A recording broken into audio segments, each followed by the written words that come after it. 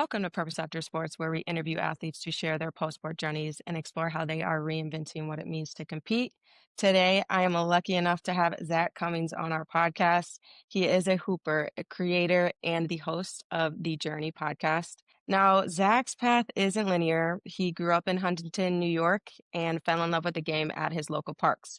But he had to navigate a whole lot more to life than just basketball at an early age. So, this conversation is going to cover the real journey, the grief, the setbacks, the belief, and how basketball keeps translating into life. Zach, thank you so much for taking time to be on. Thank you for having me. Of course. So, I want you to take our audience back to where it all started. Point and paint us the picture of what it was like growing up in Huntington, New York, and talk about when basketball started to come in. I grew up always playing sports, and it was mostly like football and baseball were like my main two, and basketball was just kind of like, it's like the one sport you can just go and play for fun, like basketball and soccer. You can't really go play Yeah. football or baseball. So I would just always play for fun. And then injuries happened with football. My mom thought it was too dangerous. Baseball was too boring.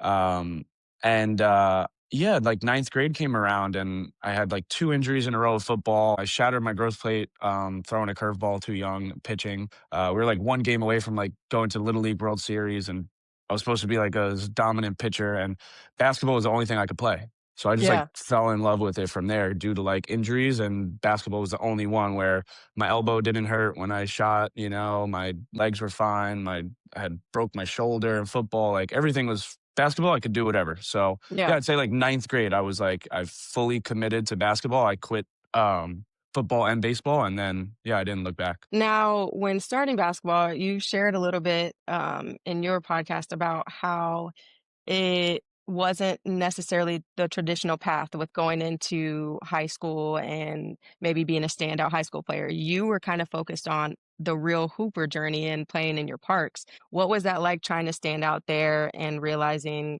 hey, maybe I want to take this further than just high school? I didn't grow up like the traditional way playing in AAU and travel ball and, going to this high school and being the guy. I went to 5 different high schools. I started at St. Ed. I remember I had like one of the best tryouts, excuse me, of my life. And I remember I made the team, and the coach brought me into the office before he's even really seen me play, and he was like, "Hey, I'm just letting you know right now, you're going to be the 15th guy on the roster, and you're not going to play this season. If you want to still come to practice, you can come. But I'm telling you right now, you're not going to play because you didn't play with us for the summer ball, because they had like an AAU program, which it's all pay to play.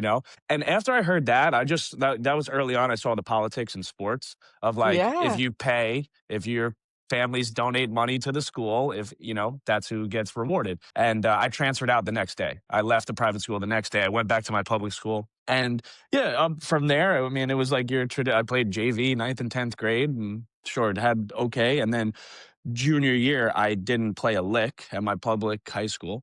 And then all I knew was just playing at the park. That was like the only time it was fun for me. Like basketball was miserable in the gym. And then like at the park, I was free. I always felt like every coach always tried to hold me back. And Yeah. I don't play like I play like very free. I shoot from far. I do behind the back pass. And a lot of coaches don't like that. But Yeah. that's how I learned up, playing. And like the parks made me so tough, like I always had to prove myself. There was months where I didn't even like get picked up. I would go to the court and I would just sit there and shoot on the side. And then finally, you get your opportunity, you got to make the most of it. And then, the older guys started realizing I could play, and that gave me that confidence where it's like, all right, if I can play against these guys and hold my own, and they're older and faster and stronger, then the one thing that held me back was the confidence from the lack of belief in like a lot of my coaches. Yeah. And then, yeah, senior year is like, I guess when everything changed. A mentor of mine was like, "Hey, there's a Long Island All-Star game.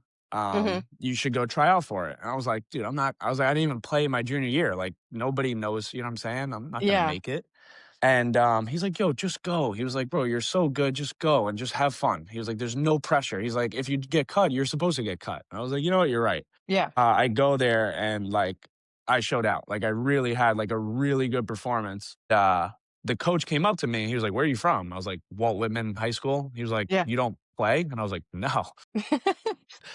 He was like, "Come to Southampton," like, as a joke. He was the head coach at Southampton High School, and Oh, I was like, "My family lives there." I was like, "Is this an opportunity?" Like, and then he was like, and then he, like, you could tell he kinda got serious. He was like, "Oh."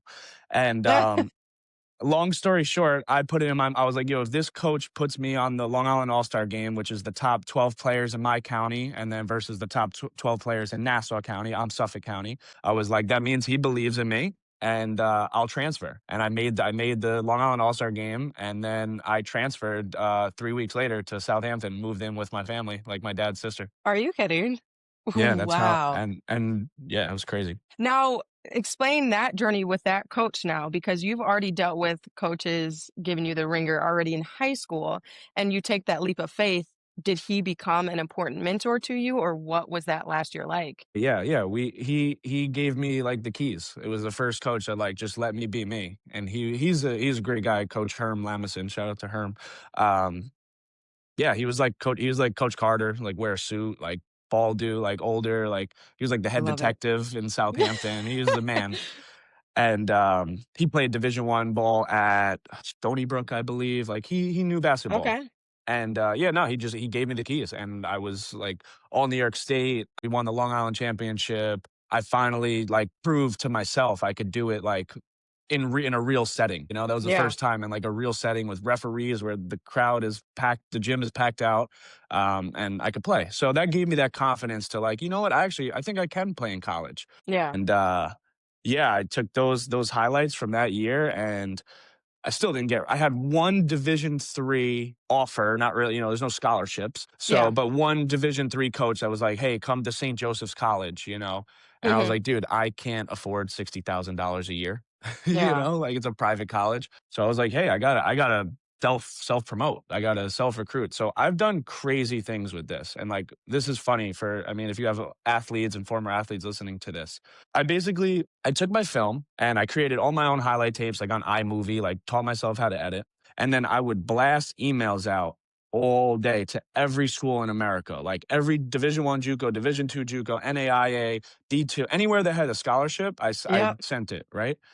Um, I got my first offer from South Georgia Tech Community College. That Jay Crowder had went there before he went to Howard College, and then he went on to Marquette and obviously the NBA. Uh-huh. So I go down there. I finally get my first offer. Right, coach offers me, "Hey, come down for the workout." And, but, like, I had a tactic to do this too, because coaches get thousands of emails a day. Yeah. You're gonna get lost in the shuffle. So I would set an alarm every night at 4 a.m. to wake up and send 100 emails, because I know first thing in the morning, my email is gonna be at the top of the list instead of just sending it in the morning, Yeah. right? So I would do stuff like that. I would play with the subject. I would put, like, 6'1" New York point guard. A lot of people like New York point guards, right? Yeah. So I would try all these different ways to, switch up my email to get coaches to buy in.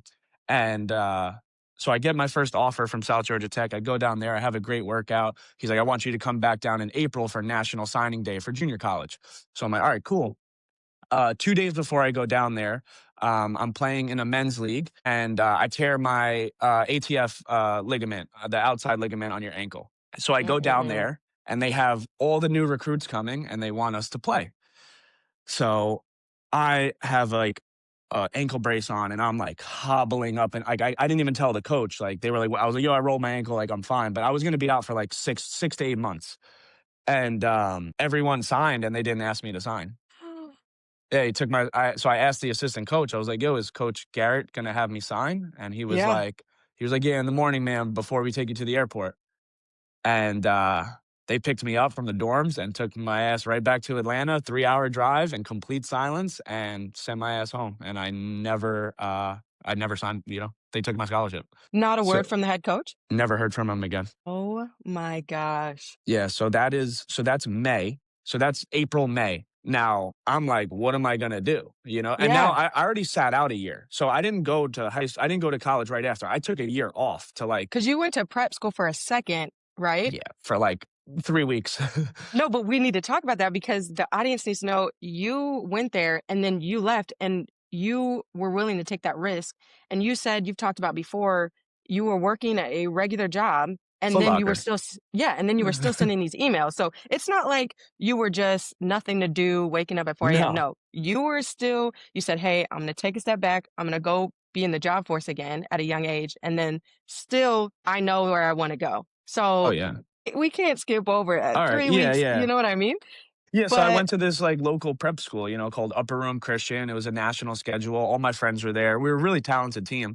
Kids all the kids from Long Island, like and, yeah, I in the moment, you know, I was like, "Oh, coach doesn't like me. I'm not playing. He's not giving me a chance." But now, like, removed, I was playing scared, I'd go in the yeah, game and, like, if you're coming off the bench, you gotta come in and make an impact, I would come in the game and, miss a shot and maybe turn the ball over. I have a short leash. I'm not gonna have the yeah, same leash as the kid that's getting 25 a night, and that's already his guy?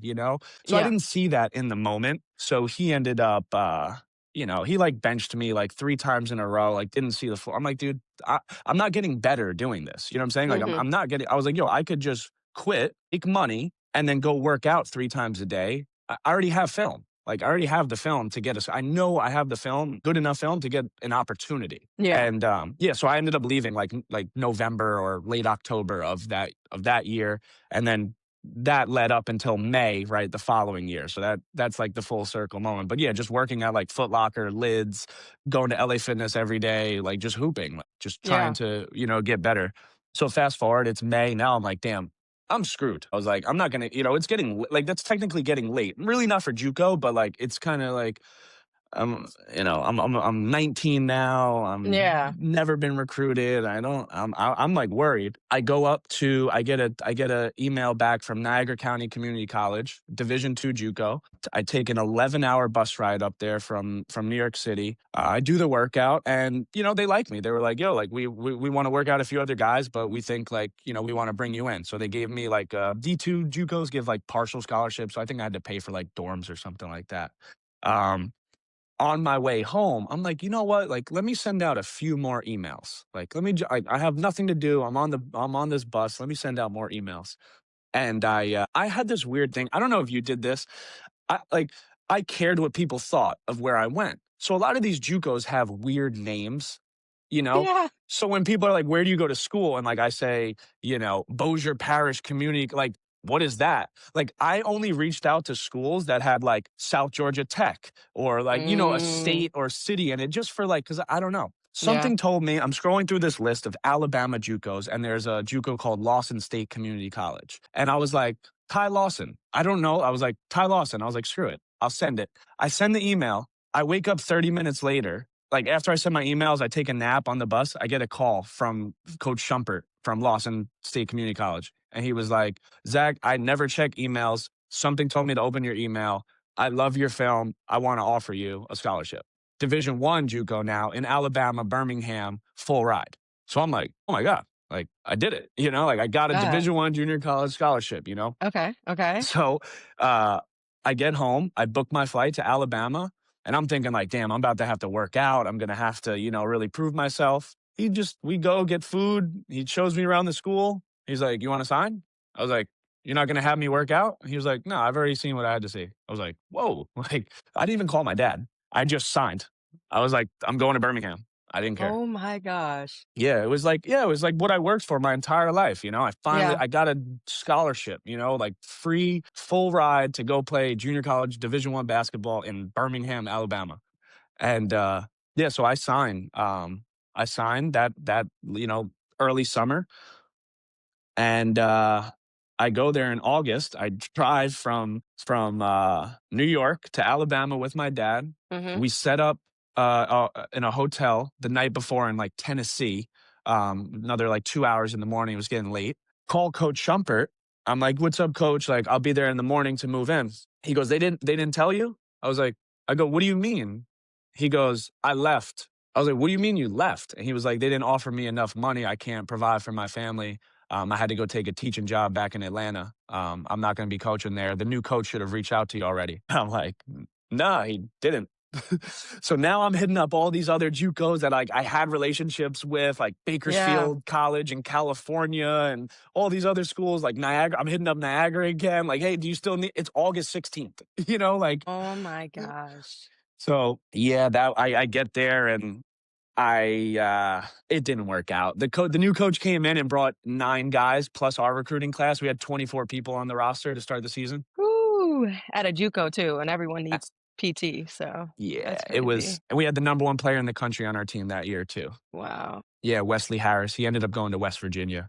But that was crazy. It was a crazy experience though, but I still got to play. I played a lot of the jamborees, the scrimmages. I got in front of Division 1 coaches. I had Division 1 coaches talking to me just from practice. We had D1 coaches in the gym all day. So it Yeah. gave me that confidence to like, hey, like, all right, I ended up redshirting. I ended up sitting out that year because I'm like, I'm not gonna waste a year. So now I'm 2 years out of high school. And, yeah, that was, it did prove to me like, "Hey, like, I can play with these guys though," just from Mhm. practice and stuff like that. So, that was, like, the beginning of my transferring 5 times throughout college from there. I don't even know where to unpack this story, Zach, because I Yeah. know it just keeps getting I don't think better is the word, but there's just more and more layers to it. You talked about back in high school having that one coach that believed in you, and I share because I have a similar story, and I think a lot of people do, is having that one person because you have a lot of coaches sometimes in your career, and it can affect confidence. It can affect how you play, and just having that one person that says like. No matter what I got you, I got your back. Mhm. It can do wonders to you. Do you use kind of that confidence going into these situations where you keep getting faced with adversity, or what's keeping you like, "No, I'm sticking to this dream that I have?" I think I've said this before. I said this on my pod not too long ago.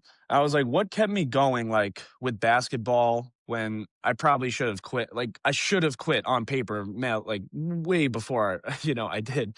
Yeah. And even the podcast, like why'd I keep the podcast going? Like it made no sense for me to start a podcast and talk about mental health and relationships.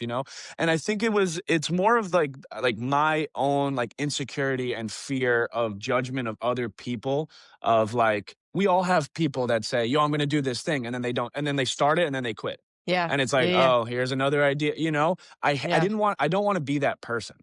So it was Mm, more of that. Like, yo, I told like people I'm gonna hoop when I come home in the summer and like everyone's home from college. Like, no, I'm going to school again. I'm not gonna quit. Like, yeah. and obviously my mom was a motivation in that, of course. Like, basketball was her favorite sport. So like I always was just like, I'm gonna do this for my mom. So I always had like like motivation, but more of it was just like, I don't want people to look at me as like a quitter. And so like Mm, you can look at that as like an insecurity, but it helped me. yeah. Can we talk a little bit about, your mom and kind of Of course. what you went through at a very young age? Yeah, yeah. So I lost my mom to cancer when I was 12 years old. And yeah, it's hard for me to like remember that much. I really don't remember that much. It all kind of seems like a blur.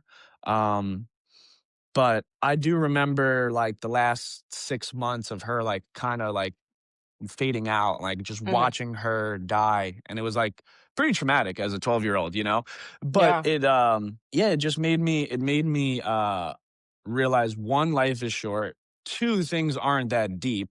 Like, I'm going to school and kids are upset because, I don't know, the guy ate your cookie, Mhm. or you got a bad score on your math test. Like, I had to go to school and then come home and, like, watch my dad cry every day and, like, mom's not there. You know what I'm saying? So, Yeah. like, it forced me to grow up at a very early age where I realized, like, my problems and a lot of other kids' problems are a little different. Yeah. Um, so, yeah, that was definitely, like, a driving factor for me, like, where I was just like, "Damn," like, like, my mom's watching me now, so, like, it's like what I do matters, and, like, I have someone to make proud and do all that. But, yeah, it was a tough time, and, I always say, like, if I had to choose, like, lose my mom now or 12, I would always say 12 because, like, right now, if I, like, I don't know what I would do? Oh my gosh, Zach. That was you're gonna make me cry. That was so crazy. What would you tell? Can you I don't wanna put you back in that spot, but if you could sit with your 12-year-old self, what is something you would say now to that young you? Talk about her more. Yeah, Yeah, talk about her more. Like, they tried to, like, force me into therapy and, like, they'd pull me out the lunchroom. Like, say I had, like, my head down on the table, like, they'd, like, bring me to the guidance counselor to make sure you know what I'm saying? So, like but yeah, I, like, refused to talk. You know, I was like, I wouldn't talk to anyone, which is funny yeah, now I have a podcast where I'm very open and honest and vulnerable, but, yeah, yeah, I would yeah. tell my 12-year-old self, like, "Hey, like, talk about it," you know, and, like, don't hold everything in. I love that. You share, back when you were talking about it on your early podcast of you went through one of the hardest things you've ever gone through, and because you survived that you can face anything, and I loved that sentiment, and I'm going to use that.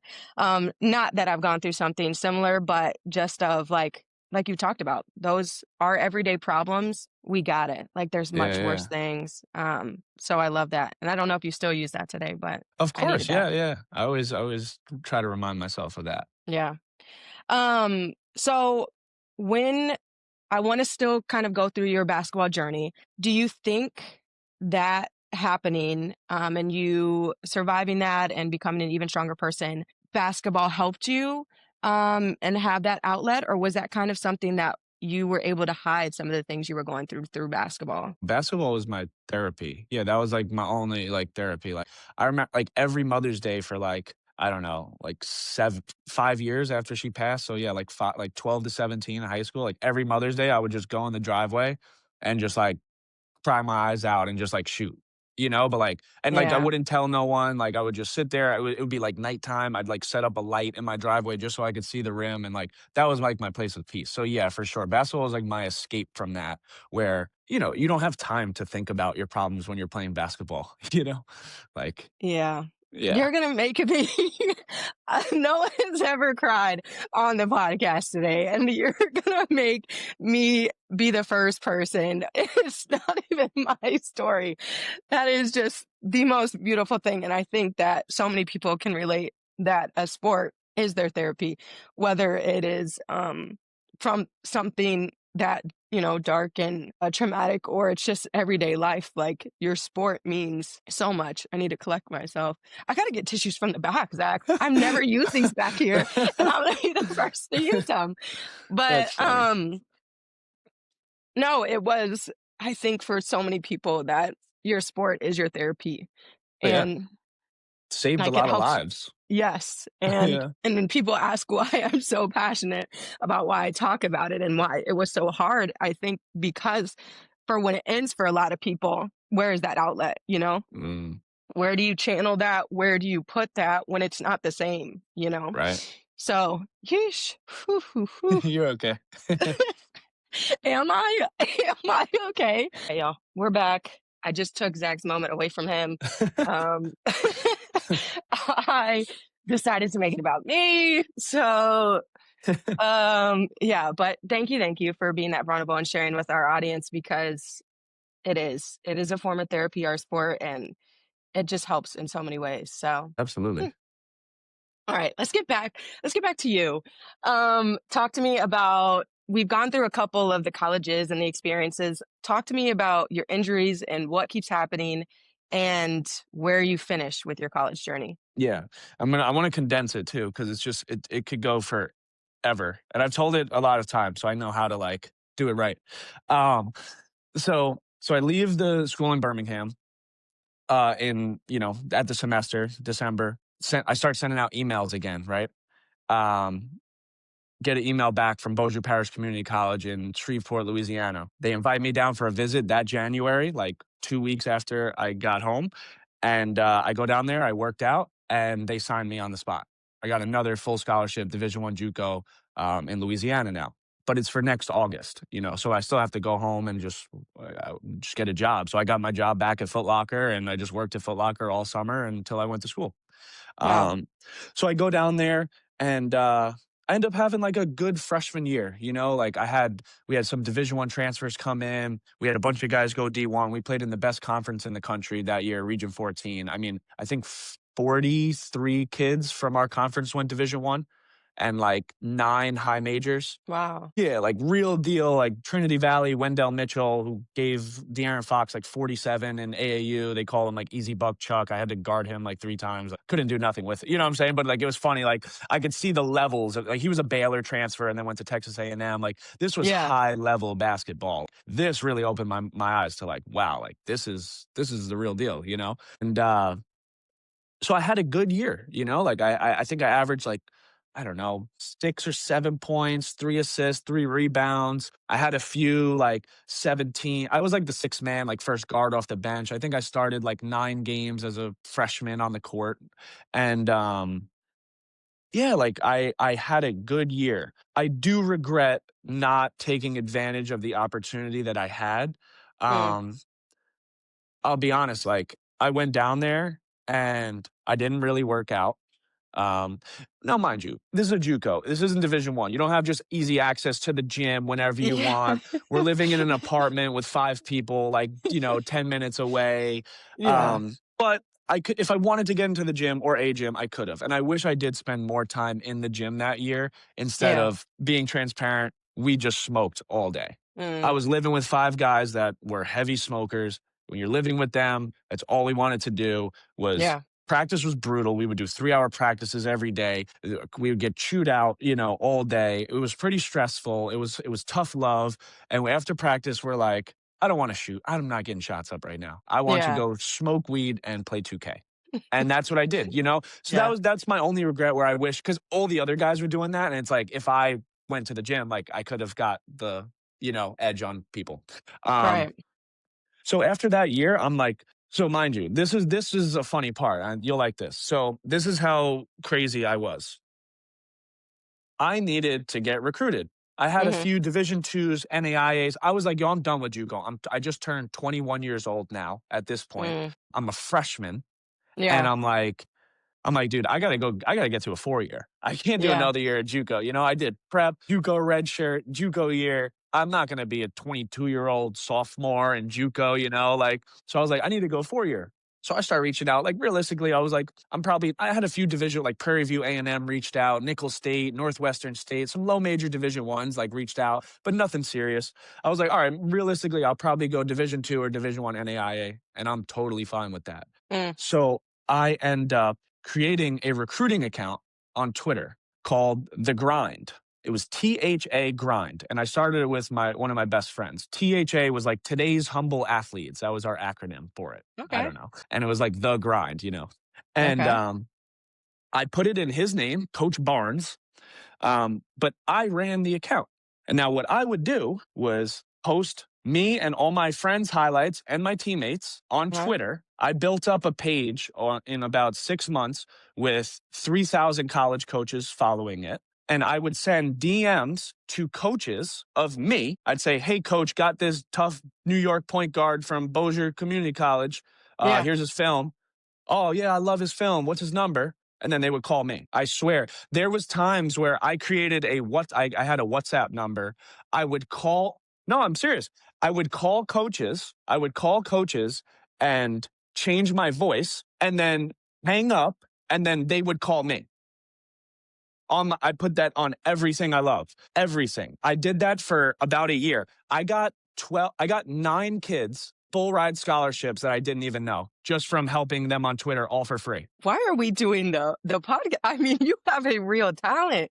Like this is the dedication is actually like don't Yeah, ever tell me to do it. Don't ever no. tell me. Yeah, no, yeah, it was insane. Like it was like my friends got a kick out of it. They were like I would have thousands of DMs from kids. I don't know if you know JUCO Advocate. Yes. Yes. So yeah, I'm like doing shit with him. He's reposting my stuff for me. He has no idea it's me. He's like, and he had a big page. He was like really doing the big events and the JUCO. I'm like, hey, like coach, I got this kid Zach. Can you post him? He's like, yeah, of course. I think his name's Brandon. And yeah, I was doing that to get recruited. Like that's how hard I went to get recruited. It was insane. Oh my gosh. But yeah. For for anyone who doesn't know, just know that's next level. That's next level. Don't ever tell me you put in the work to get recruited. Okay? Yeah, What's up? yeah, yeah, yeah. Like if Yeah, if anyone's listening right now, go on Twitter and type in the grind. I think it's THA grind underscore underscore or maybe one underscore. And yeah, you'll see it. Like I think there's I don't know how many follow. Maybe you got it's been inactive for 4 years now. Yeah. But yeah, that's what I did to get recruited, and yeah, then that's kind of how I got in tune with my next school. Like it Oh was my gosh, Zach. yeah, yeah, it was insane. I would, yeah, I think like the biggest school that DM'd me for a player was Kansas State. It wasn't for You're me. It lying. wasn't for me. Yeah, it was the assistant. He was like, yo, what's up with Steven Tynes, which was like my best friend at the time. He was like a two-time JUCO All-American. And I tried to get him Kansas State, but it didn't happen. But yeah, Kansas State was in my DMs. Like, and I'm an active college player right now.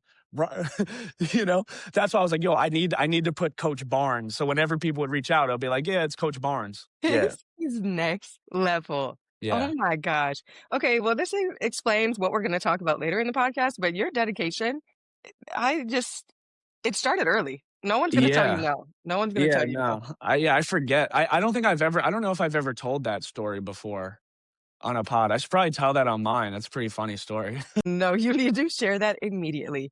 First off, the athlete mindset, like, when we have it, it's just like what we want and what we're gonna get it, But and yeah, figuring out but also for my young people who see on social media how figuring out a school and doing all that seems so easy, there's a lot of times where you're doing the nitty-gritty work if you're not a top all-star whatever, where you're yeah, sending those emails, where you're doing all that, yeah. or you're going as much as making a Twitter and create like, that is genius. That is Mhm. genius.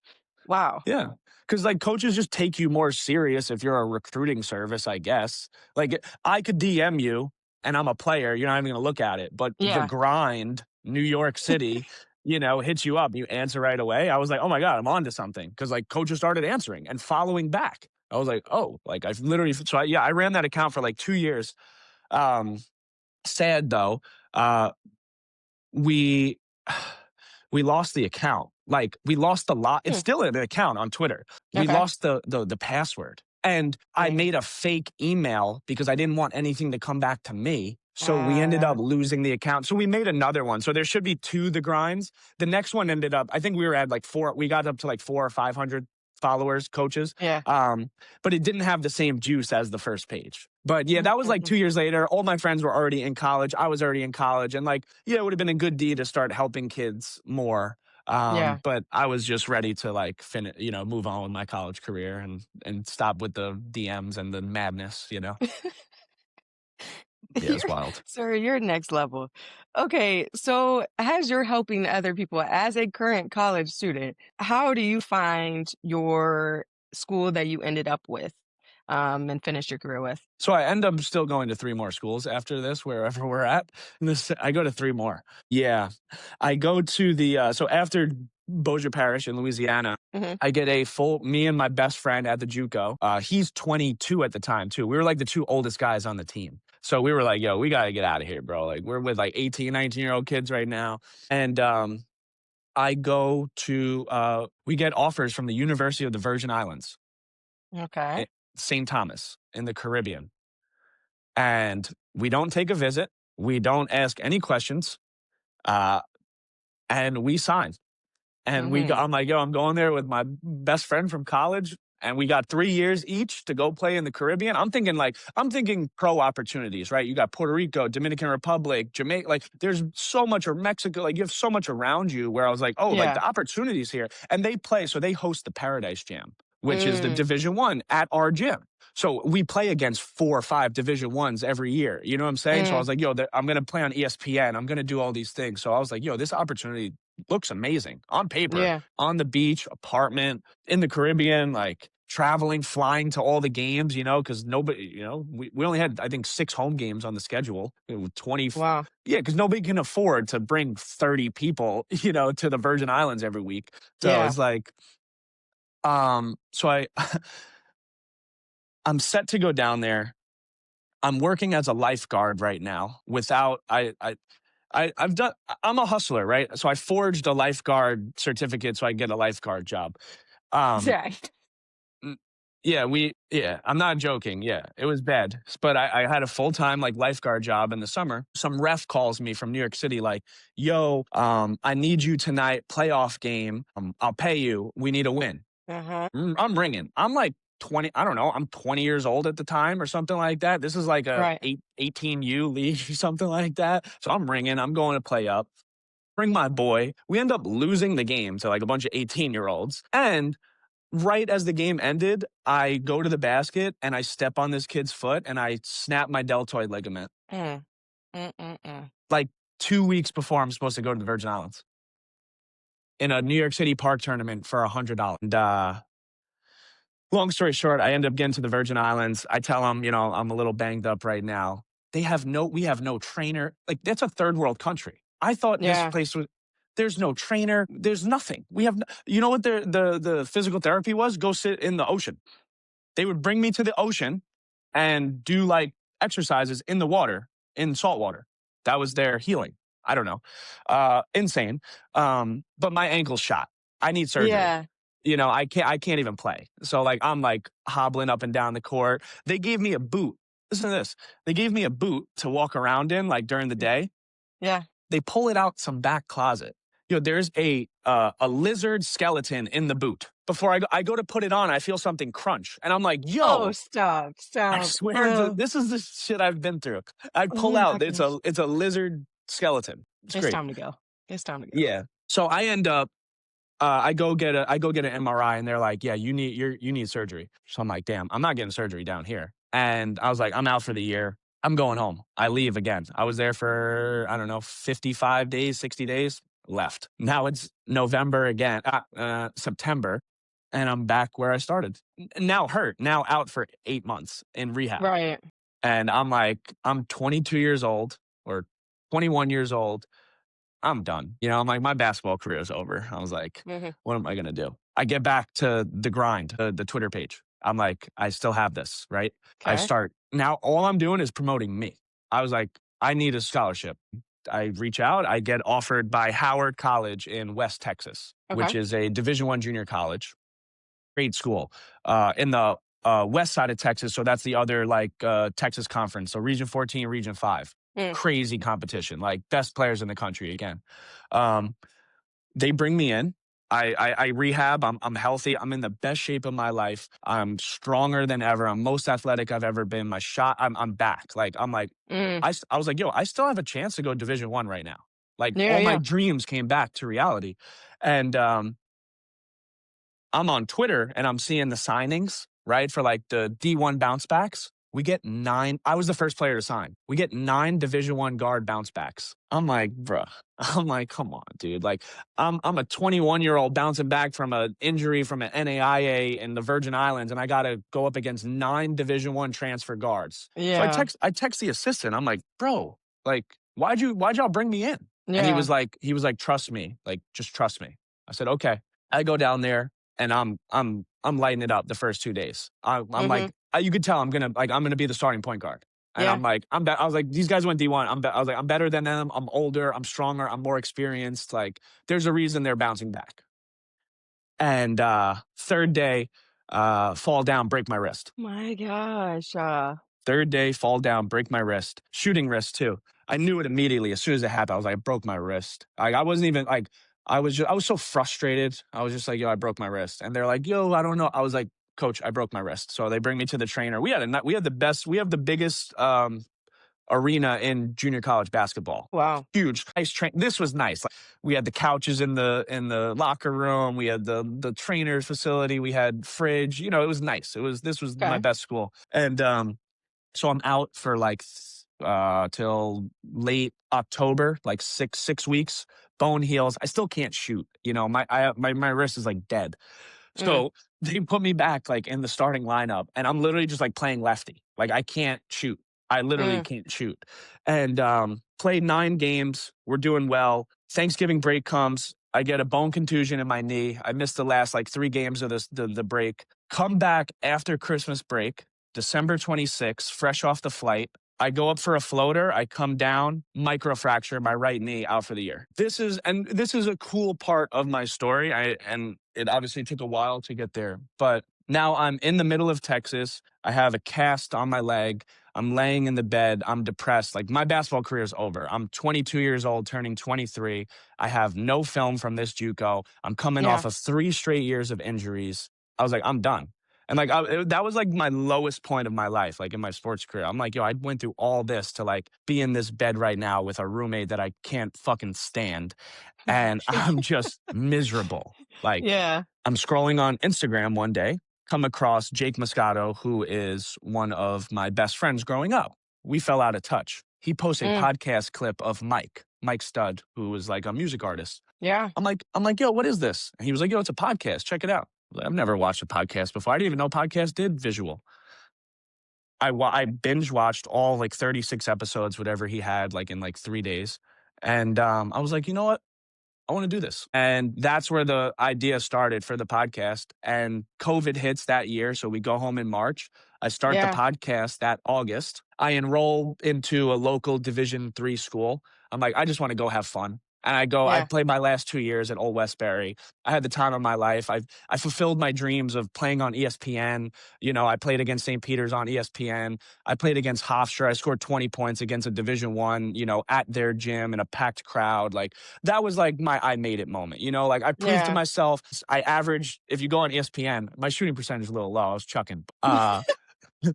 um, I averaged 15 and a half points against Division 1 schools, and for me to see myself on ESPN at the free throw line against St. Peter's after they just went on that crazy run, it was like, Yeah. like I could be okay with my basketball career, but I think it's time to transition into something else. And then that's Mhm. really when the podcast like birthed, and I just kind of have never looked back. But I want to go into the journey, which is your incredible podcast. 3 years ago, you set a goal. You said on the podcast that you wanted 50K on TikTok, 50K followers by December.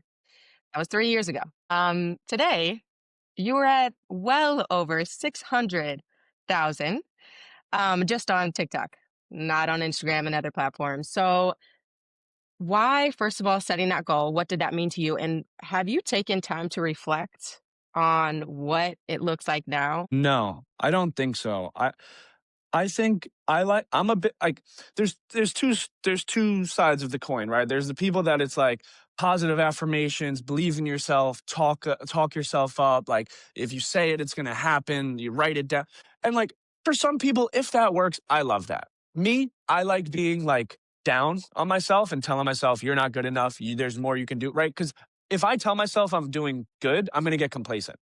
The Mm, moment the moment I start to feel like I've done enough, I take my foot off the gas. But if I constantly look around like, well, they're doing this better than me. They're doing this. They're getting this guest. They're making more money than me here. I haven't done this. He's a better editor here. You know what I'm saying? So it's like mm, I always know there's more that can do. So I try not to reflect too much or get caught up in the numbers and the views. Like yeah, sure. On paper, yeah. I have 1.3 million followers across platforms. I've done 500 million views on the internet.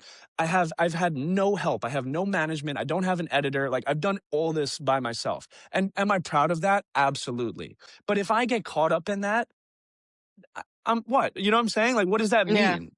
So it's like, yeah, so I really do try to just stay humble with it. Like my friends now, like we go out, they're like, yo, he's famous, yo, he's this, or like I go out, people ask to take pictures with me now, and people come up to me every day, and like I'm grateful for that. I never saw it getting to this point. But I just know there's so much farther for me to go with this thing, and like we're just scratching the surface. I think we're at like the bottom of like a bell curve. Like a bell curve goes like that. I think we're like at the base, and like we're very close to like shooting up.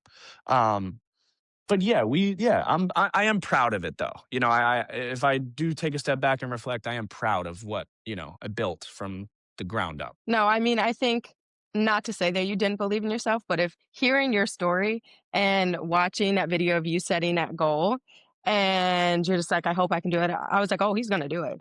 He's going to do it because of the story that you've had and the adversity and what you've fought through. There's nothing that's going to stop you. So if you don't take the time, you've done an amazing job. And I know that nothing's going to stop you because this is just the bottom of the bell curve is crazy from somebody who is continuing to grow. Myself and what I want to do is just like you still see yourself as the bottom of the curve, and I know that you're going to continue to grow. So keep doing what you're doing. But can you talk to our audience on what that was like, starting a podcast, kind of doing it on your own? I know you have guests and stuff like that. What was the process and what you wanted it to look like? Yeah, it started as like a sports podcast. Like it started as Mm, like the journey from like sports to after sports, similar to what you're doing. Like I had a lot of athletes on. My boy Femi, who played at DePaul and plays in China or Taiwan right now. I had Arella Garantes, who's like my friend growing up. She played in the WNBA, Rutgers, so it was a lot of athletes, and I was like, all right, so this is gonna be it.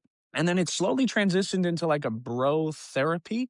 And mm, so for 22 episodes, I didn't even have a TikTok yet. So I did 14 episodes, and I was still playing college basketball at the time. And then I quit the podcast. I was like, it's not doing anything, Like I didn't know how to edit. I didn't know how to do anything. I was very like reliant on other people, to like mm. help me edit and help me produce and how to use a camera and how to turn a light on. So I just stopped it. And then came back and I was like, you know what? Like, I want to give this thing a real chance. Like a year later, I stopped the pod for almost like a year, like 8 months. And I was like, you know what? Wow. Like, I was like, let me give this a real chance. Let me learn how to edit and let me take it to TikTok. Mm, And I posted every single day, 4 times a day from April 22 to November 22. And never got a viral clip.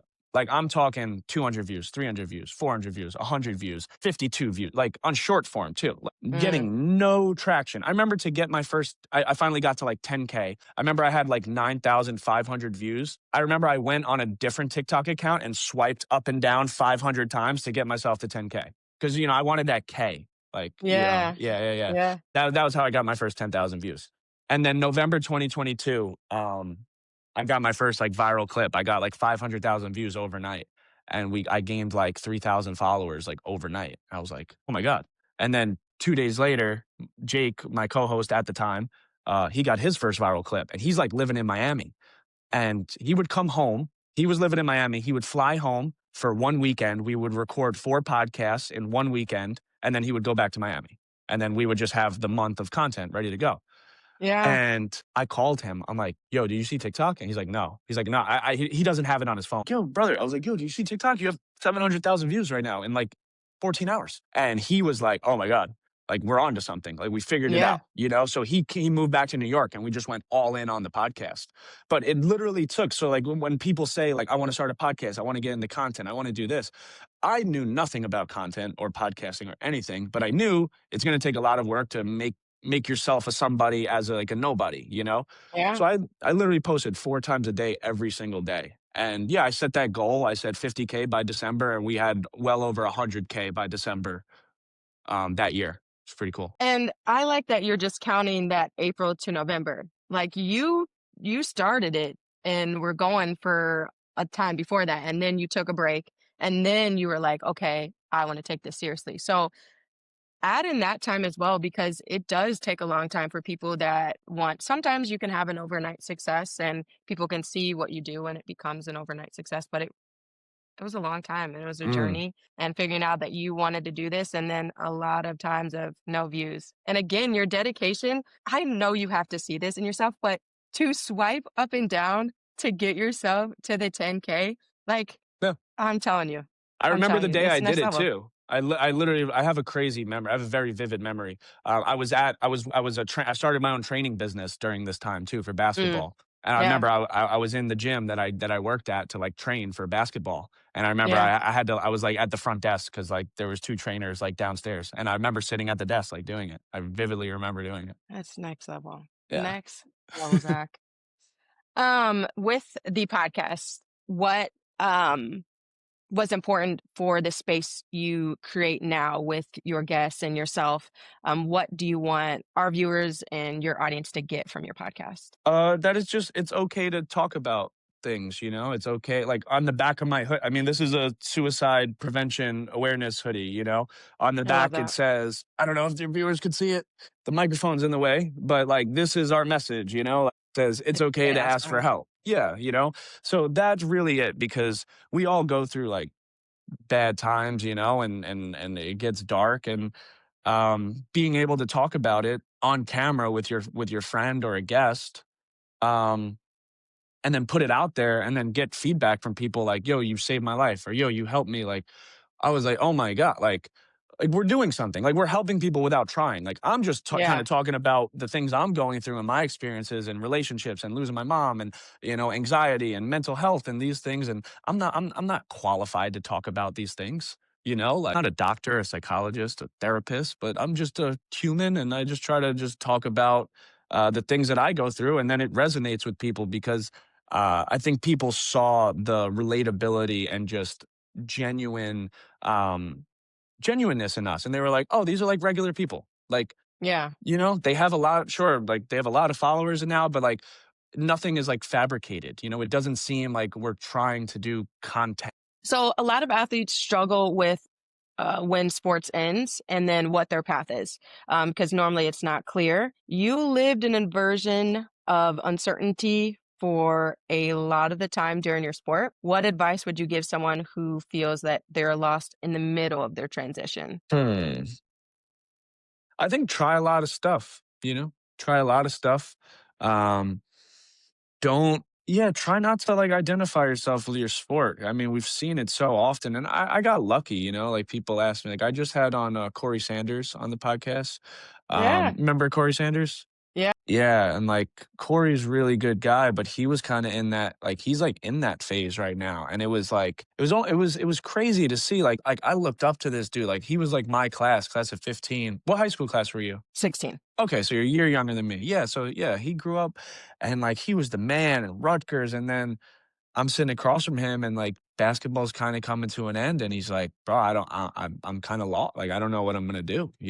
Yeah. But yeah, I would so I see it all. I've had it with all my friends, like a lot of my friends that played, and it just, the ball's always gonna stop bouncing one day.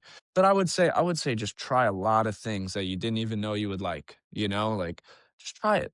I don't know. I picked up bowling. I like bowl. I went bowling last night, and like I got pretty good at bowling, and like that's something I do for fun now too. Like I like playing pool, like little things. And I get it, those are just hobbies versus finding So, purpose, but I think when you just try a bunch of things, and you're open to everything, like doors open. mm, Like doors will start to open for you. You'll start to meet the right people that will connect you here. But if you go into it with like a very just like negative mindset or my life's over, it's gonna be hard for you to see anything because you're placing yourself in a box where it's like if I don't have this sport, I don't have anything. But we're yeah. so much more like you only play the sport a very small percentage of your life, even of your day. If you go to practice, there's 24 hours in a day, 2 hour practice, that's less Mhm. than 10% of your day for your sport. What do you do with the other 90%? So I Yeah. think you got to do that with your life as well, where I don't know, yes, I played basketball for 15, 16 years of my life. Hopefully I live to 80 plus years old. It's only a very small fraction of my life. So there's so much more. And I get it. It's tough. I get it. Trust me. I think it was a great answer. I make that face at bowling because I despise bowling. So Why? I can't get behind that one. But everything Why don't you else, like bowling? ugh, I don't know. It's thinking about sharing a bowling ball and I have my own ball. then everybody watching you. I Then bought my own ball, my own shoes. oh yeah, the shoes too. Eh, no, can't do it. Can't do it. But everything else you said, I'm spot on. But if you guys like bowling, talk to Zach because I know nothing about that. Um, all right, we're gonna transition into a fast break segment. So as in basketball, I'm sure you got the reference. You're going to answer quick, first thing that comes to your mind. Try not to think. So, first things first, one word to describe your journey. Damn, I suck at these. Uh, long Ooh, okay. A habit that keeps you grounded. communication. That's a good one. What's something people assume about you that is not true? Hard. What's something people assume about me that is not true? Um, that I try to be something I'm not. Ooh, these are deep. I want to elaborate. What are you the most proud of, not as an athlete, but as a man? My ability to like maintain relationships and friendships and like being a good person. Good answer. What part of your story still stings a little when you think about it? Probably not doing everything I could have done with basketball. Yeah. Those are really great answers. I'm sad it was a fast break section because I needed to elaborate on some of them. All right. Last question. I want you if you could talk to your younger self or give advice to anyone, what piece of advice would you give to our listeners, and where can they find you and all that you do? What piece of advice? Um, I would say be yourself. I would say for a long time I tried to like appease to other people, whether it was in sports, whether it was in a relationship with a girl, whether it was with a friend or a business, with someone, a boss. I always felt like I had to try to like conform myself because I think that they'll like me more if I'm the person that they want me to be versus the person that I just truly am, you know? Yeah, And I think a yeah, lot of people, especially now with social media and the flexing and how unauthentic so much stuff is and how everything is just so in your face. Everyone's trying to be something they're not, yeah, and I think after a while that catches up to you and it's draining because you will like you try to project who you think other people want you to be, and then like in that process like you forget who you truly are. And mhm, yeah, so I would be like always be yourself, as hard as it is sometimes, like just be true to you and like you'll find your people. it's a And great answer. thank you. And then what'd you say, where people can find me? Where can people find you? The Journey podcast across platforms, on everything except on TikTok. We have two underscores at the end because like it was taken in the beginning. And I just Yeah, had this guy who's actually he's Odell OBJ's agent. I talked to him like here and there, like we're cool. And he hit me up like, "Yo, bro, do you want me to get you the TikTok with no underscores?" He's like, "I can get it for you." And I was like, "Should I?" And I was like, "No." I was like, "I want to keep like I was like, that's the first page I made. I don't want to change it. It's like nostalgic with like the two underscores." But yeah. yeah, but it's the Journey podcast across platforms, and then Zachary Cummings on Instagram. Thank you so much for being on here. Appreciate you being real with us. Your story is a reminder of that your path doesn't have to be perfect. It's powerful. So, if anyone you know could relate to this episode, athletes, former athletes, please share and like and subscribe, and we will be back.